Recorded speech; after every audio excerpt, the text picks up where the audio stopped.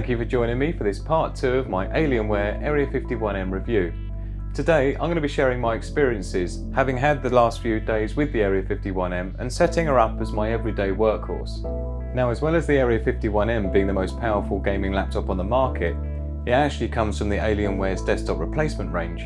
And so one of the questions I'll be looking at answering today is, can the Area 51m really be a replacement for a full-size desktop just like this one? And if it can be, what are some of the reasons you might want to? I'll also be sharing a few annoying bugs and anomalies that I've found with the Area 51m over the last few days, but fortunately I have found fixes for them that I'll be sharing with you too, so definitely don't miss those. So let's do it. My review, part 2, for the best gaming laptop from another planet, the Alienware Area 51m.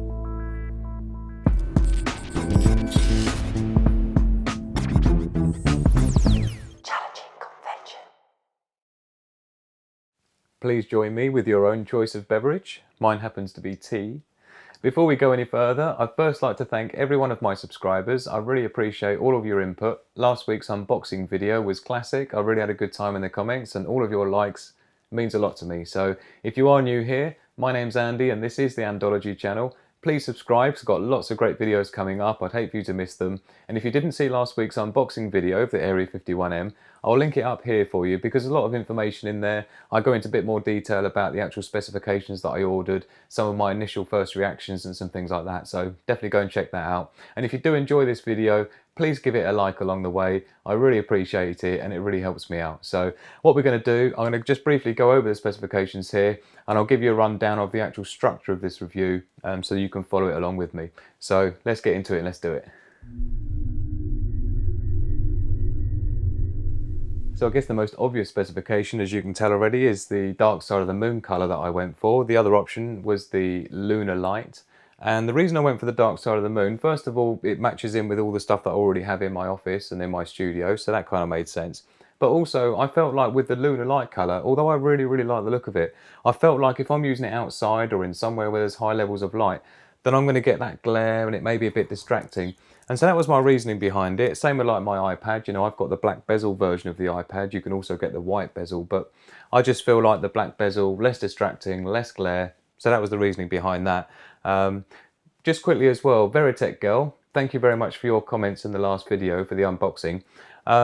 You did mention to me that the lunar light colour was $50 more than the dark side of the moon, but I will say I just double checked the Dell website, and for the UK anyway, the lunar light colour is the same price as the dark side of the moon. But I thought I'd mention that because, you know, you'll have to double check in your country as to how the pricing's working for that. So thanks a lot for the heads up, Veritech Girl. I do appreciate it. Right, let's get on with the other specifications. For the CPU, I've got the i9-9900K, which is the 9th generation Intel processor. It's an octa-core, but also has hyper-threading on each core, so it gives you 16 threads. And for the kind of applications that I use with the video editing, 3D animations, and a lot of marketing work that I do as a normal kind of like power user with a desktop rig, the 9900K is going to be perfect. It also overclocks to 5 GHz, so it's going to give me plenty of performance. And the other thing that's really important about this is that the processor in here is a full-on desktop version. It's not like some scaled down mobile version as they normally are.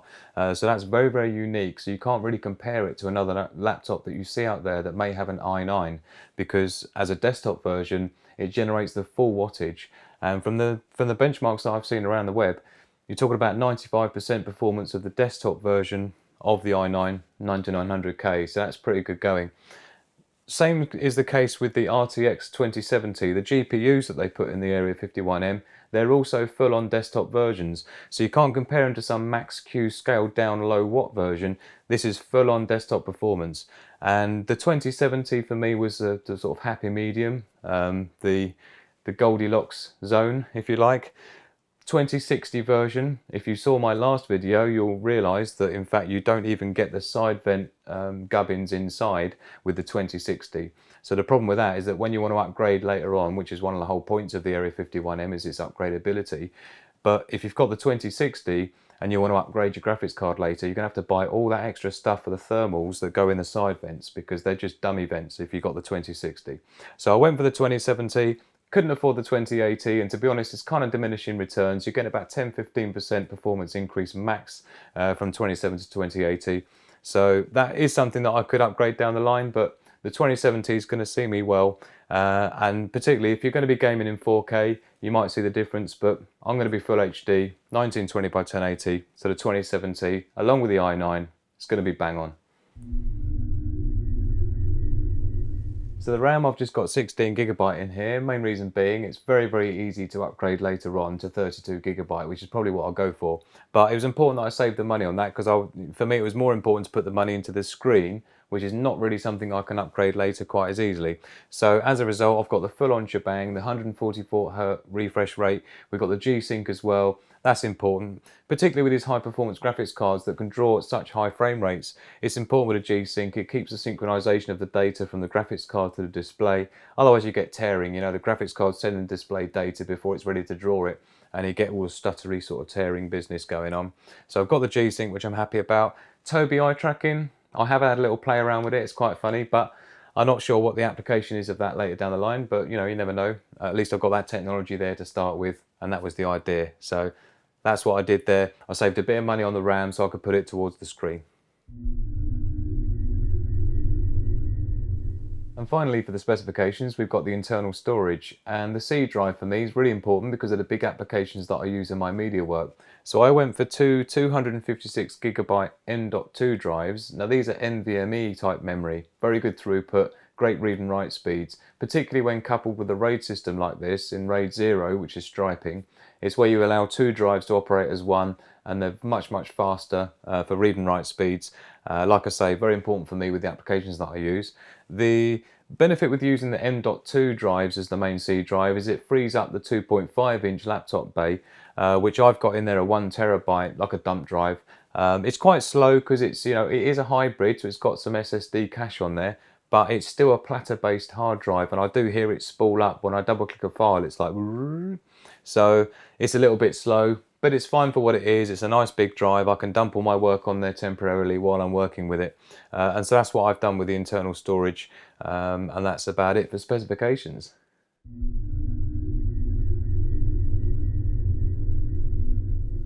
So now what we'll talk about is the desktop replacement setup that I've got, in as much as how I've got all the 4 screens running on it, how I'm going to be using it as my everyday system for doing my work on.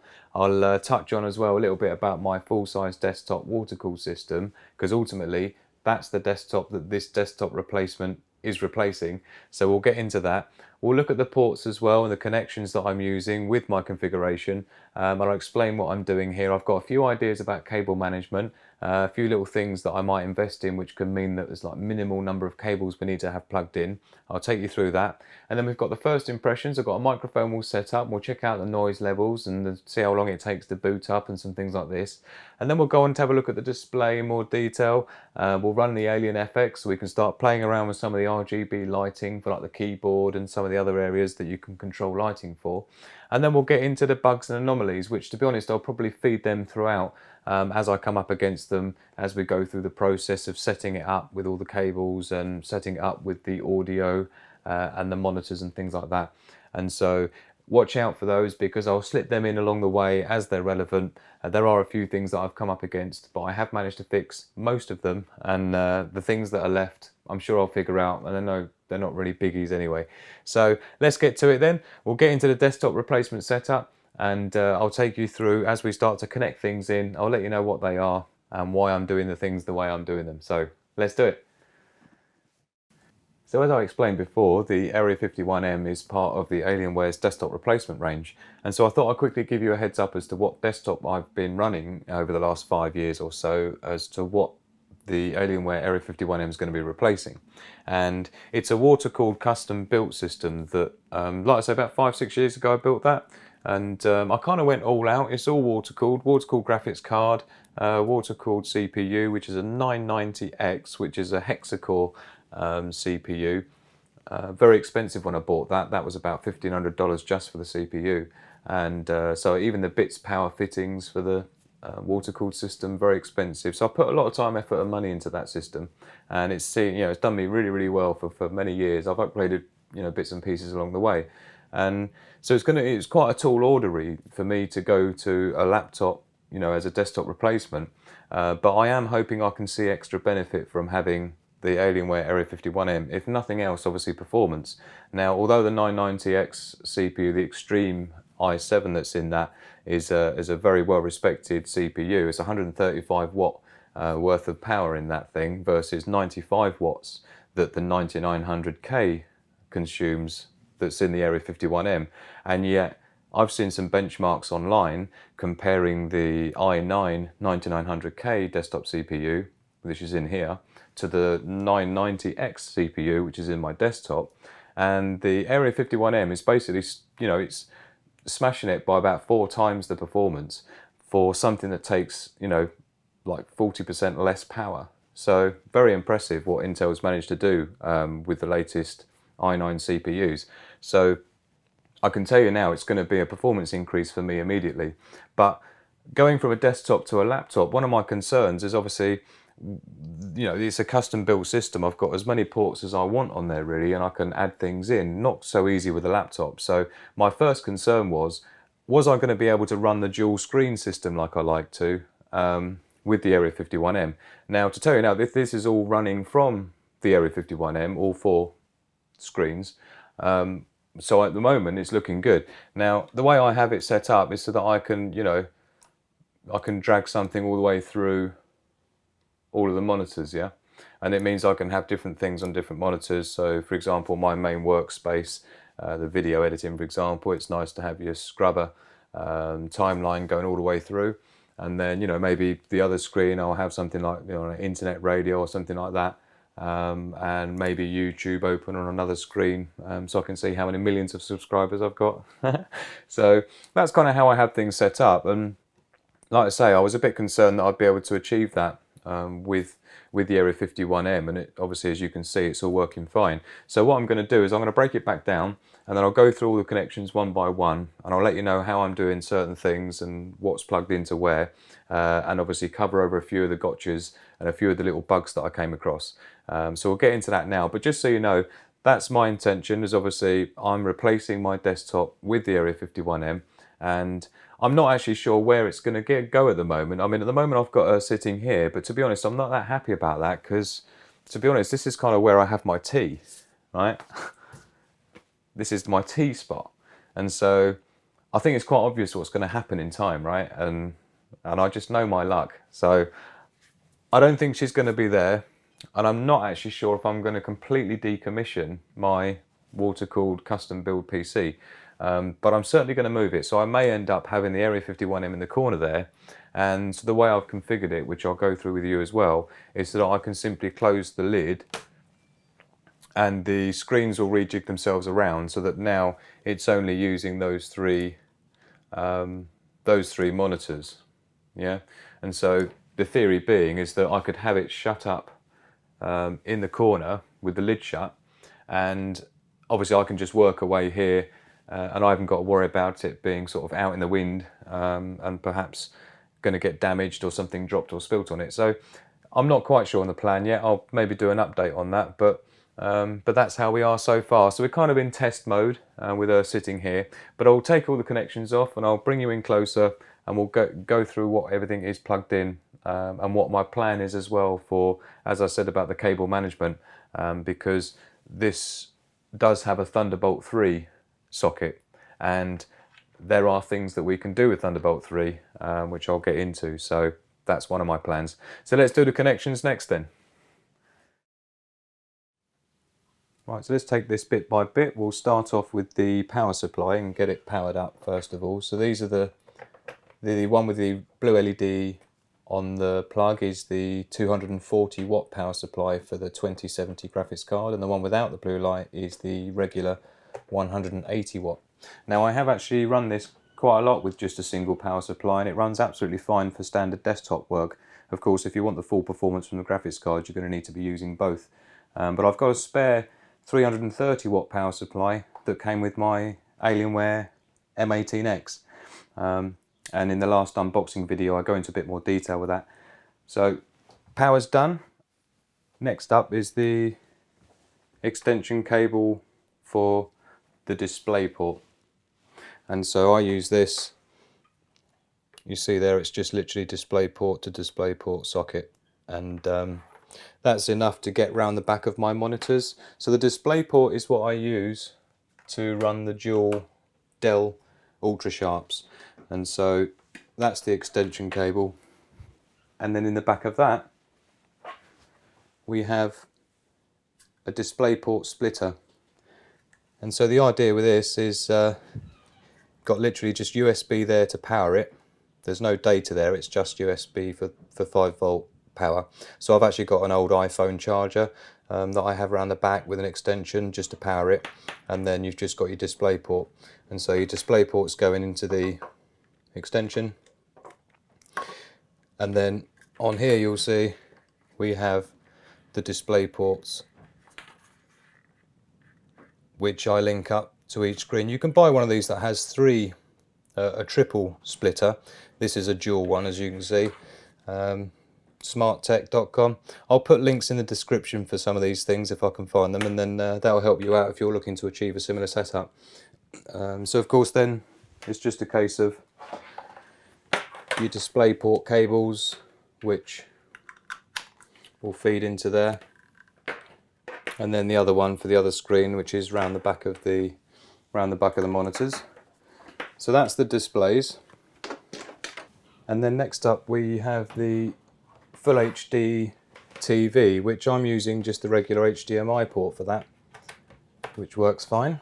So main HD TV on HDMI, and the dual Dell monitors using the DisplayPort via a splitter. Then next we've got the network. So I always prefer to use LAN rather than Wi-Fi. It saves having Wi-Fi beaming out into your head for no reason at all, and of course it's far more consistent bandwidth using LAN. So that's that. Next up we'll look at the USB ports, and I have this one here which is actually an extension, and that goes to one of my monitors. And the good thing about those Dell UltraSharp monitors is that they actually have a USB input, and it gives you two outputs which are self-powered, so it's not pulling power from here. So I have that plugged in, and then in the back of my monitors I have a mouse and keyboard for my desktop, and so that's what I use for the mouse and keyboard. It means I just have the one cable to plug in. But I've got another solution for that whole thing, and I'll take you over that in a minute. And so next we have just a USB 4-port splitter, which does the trick, because you only get the two Type A USB ports on the side here. I say only, I mean I do like to have as many ports as possible, and that's the one thing I do miss on the Area 51m compared to the M18X. It's just the sheer number of ports, you can't even really compare. So that's what I have in there, and then I have, this is my external hard drive extension USB, which I'll talk about that a little bit in a minute, because that became a bit of an issue, my external hard drive, but not for the reasons that you think. And so that's in there, and then we have my CD-ROM drive, which is an external USB one, because of course now Alienware isn't really giving you any optical drives in this, even though it's their flagship desktop replacement series. They've lost the optical drive, so I've just got this external one here. I think I paid about £25 for that. Again, I'll throw a link in the description in case you want to have a look at that. But yeah, and I use it quite a lot because of course, you know, nowadays all the software and the apps and things are all downloadable, but I've got a lot of sort of professional audio and, you know, music libraries that I use for video production, and they're all on DVD, about 100 of them, and so I don't really have much option but to use that. Coming round to this side now, we have this one is the USB-C or Thunderbolt 3. We have the Type A next to that, and then we've got the two audio jacks. And I mean the front one here is usually what you'd use for like your speaker output, and so I've got that here, but these are retaskable, you see. So it means that when you plug a jack in, the software will detect it and it will give you the option of what you've plugged in. And so because they're retaskable, you can like plug a headset in with a microphone, or you can just have a mic plugged in, or just headphones. And so when you plug something in, it'll ask you what it is you've just plugged in. So it's what they call retaskable jack. But theoretically I don't really need to use this in here. But I thought I'd mention that because the way I'm doing it now is because the audio is contained within the DisplayPort data and also the HDMI data, you can pull the audio from either of those. And so conveniently my Dell monitors have a audio output jack which pulls the audio from the DisplayPort, and then it gives you that as a separate output. And so your amplifier or 5.1 surround sound system, you can just plug that directly into the back of the monitor.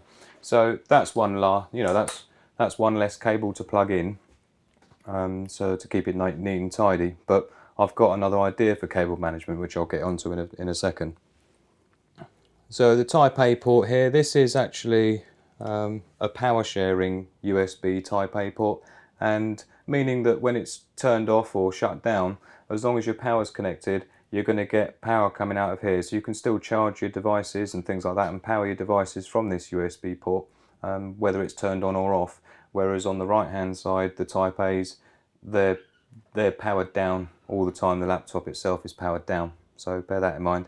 And that's why I have my external hard drive on this side, is because when I shut it down, it means that my external rated hard drive system will shut down and detect that the power's been dropped. So that's kind of like, there's a reason why I specifically have that plugged into these ports. So bear that in mind, it's only this one that's the power sharing USB port. To conclude this segment, I wanted to share my idea for the cable management, because I'm sure you're thinking the same as me when you look at this.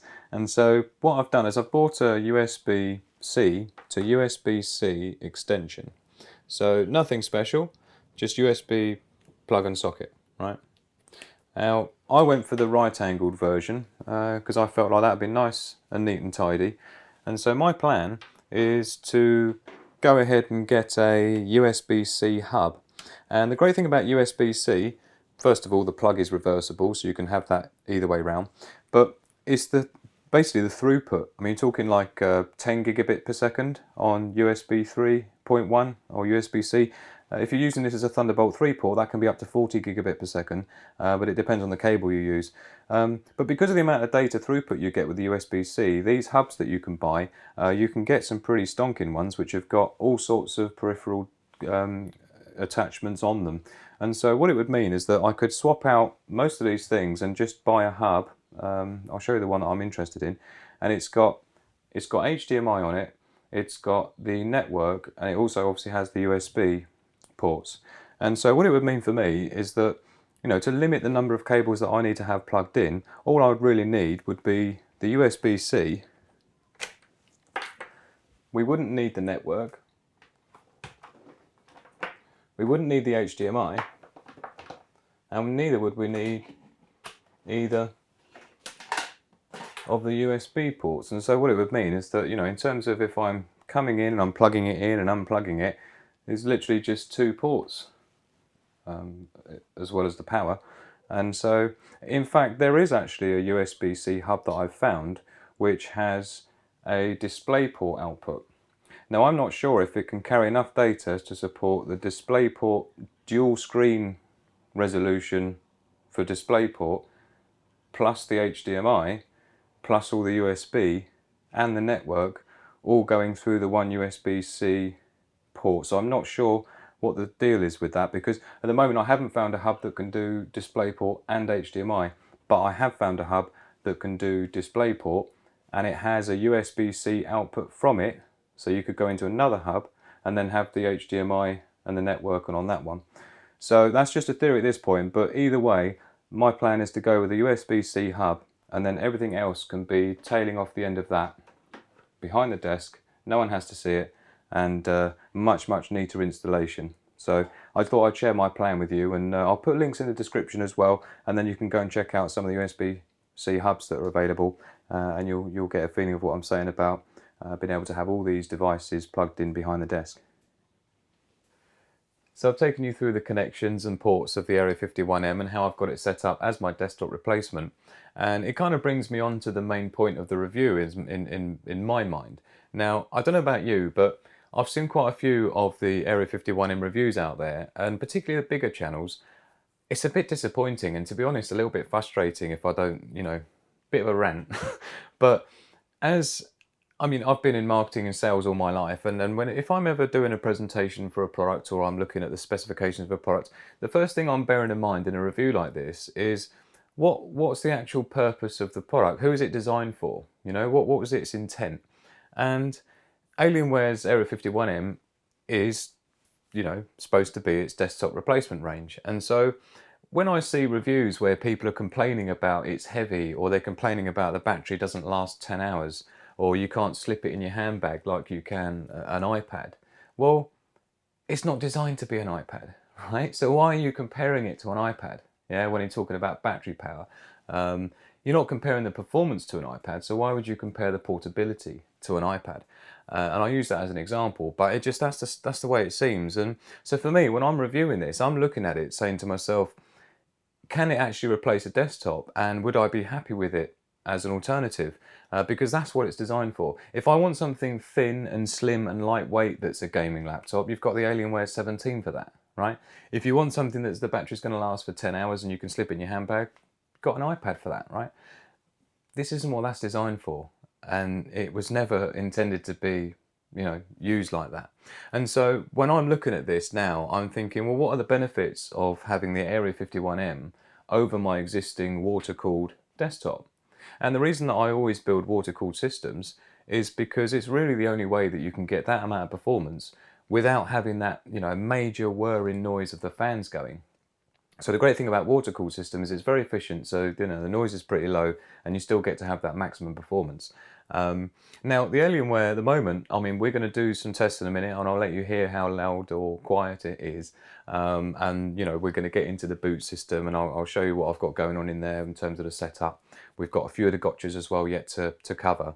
But before I got to all that, I just wanted to sort of bring that up in terms of the way I'm reviewing this is based on what it was designed to be, right? And it's fit for purpose as a desktop replacement. And so one of the key benefits for me, I've lived in countries like Thailand where I remember we used to, you know, probably about 5:30, 6 o'clock every night, you know, people all get home from work, they put the air conditioning on, they get in the shower. Literally, just the infrastructure can't handle it, right? And we'd have a power cut. Virtually every night we'd have a power cut. And so in places like that, you'd end up with like big UPSs, you know, uninterruptible power supplies, to be able to give you enough time to sort of save your work and things when the power goes off. Now, living in the West and living back in the UK, we don't really get power cuts very, very regularly at all, to be honest. But one of the clear benefits with a laptop for me is that in the event that there is a power cut, it's kind of got its own UPS built into it. So I'm not complaining if the battery doesn't last more than 6 hours or last more than 2 hours, because for me, using it the way that I'm using it, it's like, it's already a bonus, the fact that it's got a battery at all, yeah? And furthermore, I'm going back to being in Thailand. I used to run LAN gaming parties. I used to run a business that was selling PC systems, high-end 3D gaming systems. And I used to go to LAN parties, you know, around my friend's house. And so I was always like trying to find the smallest desktop that I could that had the performance of having a proper GTX graphics card, but in something that I could actually take with me as portable. This is perfect, because the question I have to ask myself is, if I want to go gaming to my friend's house, right? I've got my backpack here, which is actually, I bought this for my Alienware M18X when I bought that. And this is obviously for an 18-inch laptop. And this is 17-inch. So it fits quite lovely inside here. And so I guess the question I have to ask myself, if I'm truly going to compare, you know, the Area 51m to the benefits of a desktop, well, can I fit my desktop in a backpack? Nah. And you can't do this with a desktop. Shh. You can't do this with a desktop either. I think you get my point, right? So for me, when I'm comparing, you know, and I'm reviewing the Area 51m, that's what I'm doing. I'm comparing it to a desktop because that's what it was designed to replace, right? So for me, so far, portability definitely outdoes my desktop. Performance definitely outdoes my desktop. And so really, at this point, Alienware's kind of done exactly what it intended to do, in my opinion. And so, like I say, little bit annoying when I was watching some of the reviews out there and people just slagging it off for no reason at all because they're comparing it to something that doesn't do the same thing, right? So I just wanted to clear that up because it's been a bit of a frustration of mine watching these review videos. It's like, oh, come on, guys, you know, at least review it to what it was, you know, for what it was designed to be. And so that's what I'm trying to do today because that's what it's designed for. So what we're going to do now is I'm going to basically we'll start from the beginning and I'll shut it down and we'll do the first boot up sequence so we can get an idea of how quickly it loads. Obviously we've got the rated M.2 drives in there. Now I have already got all my software installed on it, so it's not going to really be a very fair test, but again, it's about being realistic, right? At least we're going to be realistically looking at how long it takes to boot up because it's going to be based on sort of having a bunch of programs on it as you would have for a desktop.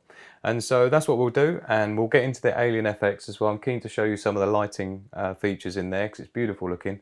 And then again, you know, we'll get into the Alien FX, I'll show you the software, and I'll talk you through some of the issues that I've had, which, to be honest, I've actually started having again today. I thought I'd resolved a lot of the bugs, and I kind of have, but there are occasions where they come back, but I'll get into it, don't worry. So sit tight, let me just get this set up and we'll do the first boot.